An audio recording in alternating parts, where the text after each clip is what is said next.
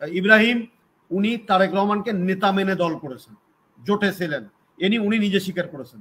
তাহলে ওনার চেয়ারম্যান যদি তারেক রহমানকে নেতা মানেন, মামুন সাহেব নেতা মেনেছেন এবং তার সিদ্ধান্ত উনি গ্রহণ করেছেন। এখন ভালো লাগে না, মানবেন না, এটা বিএনপি তাকে মানতে বলেনি, একদমই বলেনি। সিউতে আছে, তিনি আওয়ামী লীগের নেতা, তিনি নির্বাচন করতে সাহস পাচ্ছেন না, জীবন মৃত্যুর সন্ধিক্ষণে দাঁড়িয়ে আছেন। আজকে বগুড়ার নেতৃবৃন্দ, ত্যাগী নেতৃবৃন্দ নির্বাচন করতে পারছেন তার ছেলে মেয়ের কাছে, আপনি সেই জায়গায় আপনি নির্বাচন করতে বলেন। পরিবেশ নেই যেখানে নির্বাচনে গেলে হাজার হাজার নিরপরাধ মানুষ মামলার আসামি হয়, হাজার হাজার মানুষ বাড়ি ছাড়া হয়, ঘর ছাড়া হয়, তারা তাদের মানে বিভিন্ন জায়গায় নাজেহাল হতে হয়। বিচারের যদি সুশাসন থাকতো, বিচারালয় যদি স্বাধীন থাকতো, তাহলে মির্জা আব্বাস, মির্জা গোলাম হাফিজ এদেরকে দীর্ঘদিন জেলখানায় থাকতে হতো না। Chairman standing committee Tarique Rahman, উনি দলের ভারপ্রাপ্ত চেয়ারম্যান, উনি কিন্তু স্ট্যান্ডিং কমিটিরও চেয়ারম্যান। সিদ্ধান্ত ওনার মতামতের ভিত্তিতে হবে, কারণ উনি দলের প্রধান, এটাই স্বাভাবিক। বেগম খালেদা জিয়া যখন দলের প্রধান ছিলেন, ওনার নেতৃত্বেই সিদ্ধান্তগুলো গৃহীত হয়েছিল। এখন যে স্ট্যান্ডিং কমিটির সিদ্ধান্ত হয়, ওনার নেতৃত্বের সিদ্ধান্ত হয়, উনি একা সিদ্ধান্ত নেন না। উপজেলা নির্বাচন বর্জন করেছে, তারেক রহমানের সভাপতিত্বে স্ট্যান্ডিং কমিটির মিটিং হয়েছে, সেই মিটিং এর সিদ্ধান্ত জাতিকে জানিয়ে দেওয়া হয়েছে। এটা নিয়ে মামুন ভাইয়ের এত অ্যালার্জি আমি বুঝি না, কারণ বিএনপির সিদ্ধান্ত তারেক রহমান নেবেন, খালেদা জিয়া নেবেন, তারেক রহমানের অবর্তমানে অন্য কেউ নেবেন, এটাই স্বাভাবিক। যেমন বঙ্গবন্ধু জীবিত থাকা অবস্থায় আওয়ামী লীগের সিদ্ধান্ত বঙ্গবন্ধু নিতেন, এখন মাননীয় প্রধানমন্ত্রী শেখ হাসিনা নেন। এটি নিয়ে ওনার কোনো বক্তব্য নাই, ওনার কোনো জ্বালা পোড়া নাই, শুধু তারেক জিয়া কি করলেন সেটা নিয়ে জ্বালা পোড়া। তারেক জিয়াকে সারা বিএনপির নেতৃত্ব আপনি কল্পনা করেন কেন? আজকে গান্ধী পরিবারে রাহুল গান্ধী ছাড়া কংগ্রেস চিন্তা করা যায় না। আজকে পাকিস্তানে ওই নিয়াজ শরীফের ছোট ভাই শাহবাজ শরীফ ছাড়া পাকিস্তান মুসলিম লীগ চিন্তা করা যায় না। তারপরে ওই যে বেনজির ভুট্টোর ছেলেকে ছাড়া ওই পাকিস্তান পিপিএম চিন্তা করা যায় না। তারপরে আজকে যদি আপনি যে ইয়াতে যান, শ্রীলঙ্কাতে যান, ওই রাজাপাকসে পরিবার, তাদের ছাড়া চিন্তা করা যায় না। বাংলাদেশের রাজনীতি, এই নট অনলি এই সাবকন্টিনেন্টের রাজনীতি পরিবারতান্ত্রিক বা ব্যক্তিতান্ত্রিক এটি হয়ে আসছে। বিএনপি আপনাকে চোখে লাগে, অন্যগুলোকে চোখে লাগে না, এটা মামুন ভাই কষ্টকর কথা। এটা হলো একটা আমার জবাব মোটা থাকে, স্ট্যান্ডিং হোক আর যেটাই হোক। আর বিএনপির নেতৃবৃন্দের তো কোনো কষ্ট নেই, তাদের তো কোনো জ্বালা নেই, তাদের তো কোনো যন্ত্রণা আমি তো দেখি না। মামুন ভাই কোথায় জ্বালা পাইলেন? বিএনপির উনি তো শুনেছে, ওনার সাথে যারা উনি অনেক কিছুই শোনেন। উনি তো তারেক রহমানের হুইসেলে তো চলাফেরাও করছেন দীর্ঘদিন, উনি তো বললেন, উনি নিজেই স্বীকার করলেন। তারেক রহমান উনি যে জোটে ছিলেন নির্বাচনে যাওয়ার আগে, তার আগ মুহূর্ত পর্যন্ত ওনার নেতা মেজর ইব্রাহিম উনি তারেক রহমানকে নেতা মেনে দল করেছেন, জোটে ছিলেন, উনি নিজে স্বীকার করেছেন। তাহলে ওনার চেয়ারম্যান যদি তারেক রহমানকে নেতা মানেন, মামুন সাহেব নেতা মেনেছেন এবং তার সিদ্ধান্ত উনি গ্রহণ করেছেন। এখন ভালো লাগে না, মানবেন না, এটা বিএনপি তাকে মানতে বলেনি, একদমই বলেনি। কিন্তু ওনার কেন তারেক রহমানকে নিয়ে সমালোচনা করতে হবে, এটা আমার বুঝে আসে না।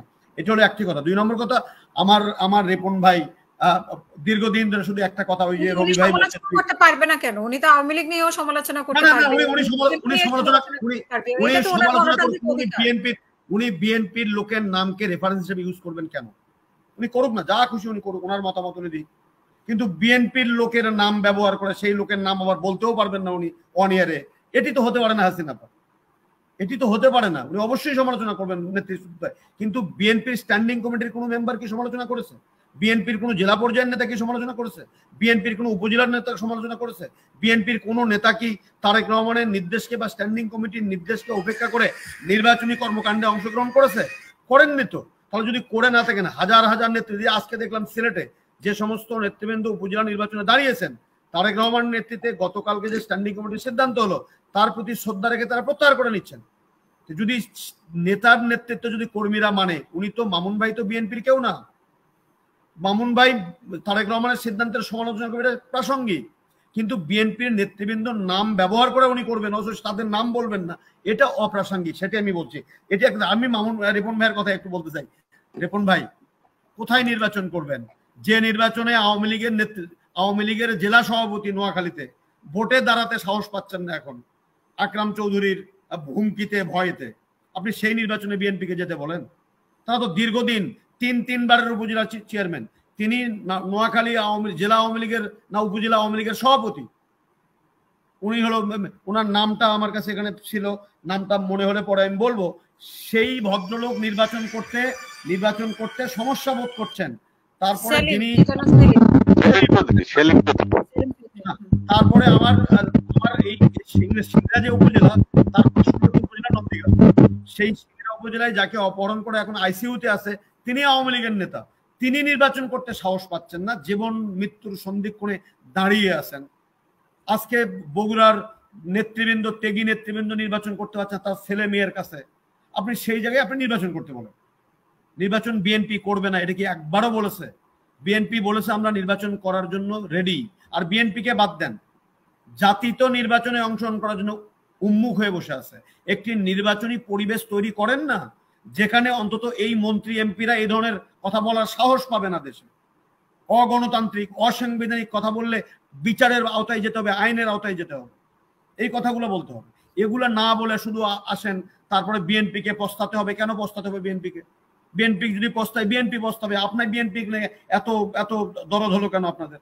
দরদ বরং যে মানুষটি ভোটাধিকার প্রয়োগ করতে পারছেন না, যে মানুষটি ভোটে দাঁড়াতে যায় আজকে আইসিইউতে জীবন মৃত্যুর সিন্দিক শুনে, তার কথাটা একবার চিন্তা করেন, একবার চিন্তা করে বলেন। ও তো ভোটার, ও তো জনগণের রাষ্ট্রের প্রকৃত মালিক। রিপন ভাই, কোথায় নির্বাচনে যাব? যেখানে যেখানে নির্বাচনে যাওয়ার ন্যূনতম কোনো পরিবেশ নেই, যেখানে নির্বাচনে গেলে হাজার হাজার নিরপরাধ মানুষ মামলার আসামি হয়, হাজার হাজার মানুষ বাড়ি ছাড়া হয়, ঘর ছাড়া হয়, তাদের মানে বিভিন্ন জায়গায় নাজেহাল হতে হয়। রিপন ভাই, সেই নির্বাচনে আপনি যেতে বলেন? একটা নির্বাচন দেন না 91 সনের মতো, 2001-এর মতো, 2000 সনের মতো নির্বাচন দেন না। মানুষ যাবে না কেন? অবশ্যই যাবে। এটি হলো বাস্তবতা। আরেকটি কথা দেখেন, এই যে গণতন্ত্রের সংকটের কথা বলে, আমি ওই দোষারোপের কাছে যাচ্ছি। উনি 22 বছরের কথা বললেন, কিন্তু আমি কিন্তু তথ্যে দেখলাম যে 2022 সনে বাংলাদেশের গণতন্ত্রের ইতিহাসে গণতন্ত্র সূচক, এটা হলো যুক্তরাজ্যের লন্ডন ভিত্তিক দ্য ইকোনমিক্স ইন্টেলিজেন্স ইউনিট, তারা এই রিপোর্টটা দিয়েছে। সেই রিপোর্টে 2022-এ তাদের অবস্থান ছিল 73তম স্থানে, 2023-এ 75 হয়েছে। এবং এটি 2000, তারা বলছে যে 2006-এ বাংলাদেশের নির্বাচনী বহুদলীয় গণতন্ত্রের নির্বাচনী পরিবেশ ছিল ত্রুটিপূর্ণ। আর 2008 থেকে 2023 পর্যন্ত এই টানা দীর্ঘদিন বাংলাদেশের রাজনৈতিক গণতান্ত্রিক সূচকে ছিল হাইব্রিড গণতন্ত্র। আমি আবার একটু আতঙ্কিত হইলাম যে হাইব্রিড আওয়ামী লীগ, হাইব্রিড কি সব বলে একবার বলছিল। যখন সন্ত্রাস হলো তখন ওবায়দুল কাদের সাহেব প্রথম এটা আবিষ্কার করলেন, হাইব্রিড আওয়ামী লীগ। তো এই হাইব্রিড শব্দের অর্থটাকে বোঝার চেষ্টা করলাম, যে বৈশিষ্ট্যগুলো কি। তখন এই যে এই যুক্তরাজ্যের লন্ডন ভিত্তিক দ্য ইকোনমিক্স ইন্টেলিজেন্স, তারা বলল যে এই হাইব্রিড গণতন্ত্র বলতে যেখানে প্রায়শই অবাধ ও নিরপেক্ষ নির্বাচন ব্যবস্থা বাধাগ্রস্ত হয়। এখন আপনিই বলেন বাংলাদেশে হাইব্রিড কিনা বাধাগ্রস্ত হচ্ছে? তো এই যে আজকে প্রার্থী হতে যে হাসপাতালে, প্রার্থী হলে আপনি উন্নয়ন হবে না, তারপরে প্রার্থী হলে হুমকি ধামকি, তারপরে জেলখানায় পাঠানো ইত্যাদি, তাহলে এটি একটা বাংলাদেশের সাথে মিলে গেল যে হাইব্রিড গণতন্ত্র এখানে আছে। 2 নম্বর হলো এ ধরনের শাসন ব্যবস্থায় বিরোধী দলের উপরে সরকারের চাপ থাকে। এটা এনডিআই বলেছে, RIR বলেছে, ইউরোপীয় ইউনিয়ন বলেছে, যে আইন শৃঙ্খলাকে বাহিনীকে ব্যবহার করে বিরোধী মত দমনের সর্বোচ্চ প্রচেষ্টা চালানো হয়েছে। এটি আমার কথা নয়। তাহলে এই কথাটাও আপনার মিলে গেল, যেটা হাইব্রিড গণতন্ত্র বাংলাদেশ এখন চলছে। তারপরে দেখেন, সরকারের চাপ, বিচার ব্যবস্থা স্বাধীন থাকে না। বিচার ব্যবস্থা স্বাধীন যদি থাকতো তাহলে বেগম খালেদা জিয়ার জামিন পাওয়ার কথা। এর চেয়ে বেশি অপরাধে বেশি শাস্তি, যদি বেগম খালেদা জিয়া অপরাধ করেননি মর্মে বিএনপি দাবি করে একটা প্রক্রিয়াগত জটিলতার কারণে, তাহলে কেন আমাদের এই যে আছে সাবেক স্বরাষ্ট্রমন্ত্রী মোফাজ্জল হোসেন চৌধুরী মায়া, না না না না, এই যে আমাদের সচিব ছিলেন, তিনি 10 বছর সাজা হলো, তিনি তো একদিনও জেলখানায় গেলেন না। আমাদের সাবেক এমপি হাজি সেলিম, তিনি তো একদিনও জেলখানায় গেলেন না, বরং শাস্তি হওয়ার পরে চার্টার বিমান ভাড়া করে দেশের বাইরে চলে গেলেন। তাহলে যদি বিচারের যদি সুশাসন থাকতো, বিচারালয় যদি স্বাধীন থাকতো, তাহলে মির্জা আব্বাস, মির্জা গোলাম হাফিজ এদেরকে দীর্ঘদিন জেলখানায় থাকতে হতো না। আর আমার কি করে কয় বেশা শাহজাহান ওমর, তিনি একেবারেই নৌকার মাঝি হয়ে জামিন পাইলেন, একেবারে বুক ফুলিয়ে ঘুরে বেড়াচ্ছেন দেশে। তাহলে সুবিচারের অভাব তো রয়ে গেছে। একটু বলবো আপনাকে, তারপরে সাংবাদিকদের প্রতি এক ধরনের চাপ আছে। আপনি মাঝে মাঝে বলেন আমার পেজ হারিয়ে গেছে, আমার ওয়েবসাইট হারিয়ে গেছে, কষ্টের ওয়েবসাইট। এটা তো এক ধরনের চাপ কিনা আমি জানি না, এটা আপনি ভালো বলতে পারবেন।